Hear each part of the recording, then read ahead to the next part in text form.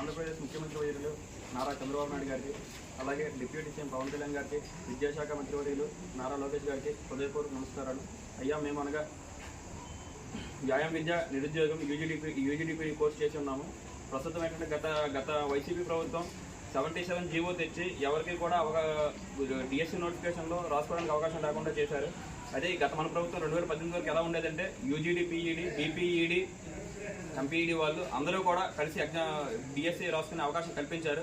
ప్రస్తుత ప్రభుత్వంలో mega DSC notification చేశారు కాబట్టి మీ అందరికీ హృదయపూర్వక ధన్యవాదాలు. అలాగే ఇప్పుడు మాకు యూజీడీ చేసినట్టు మెగా డిఎస్సీ కాదు, రగా డిఎస్సీలో ఉంది. కాబట్టి దీనికి ఏంటంటే యూజీడీ పీడీ వాళ్ళకి కూడా ఈ డిఎస్సీలో అవకాశం కల్పించాలి.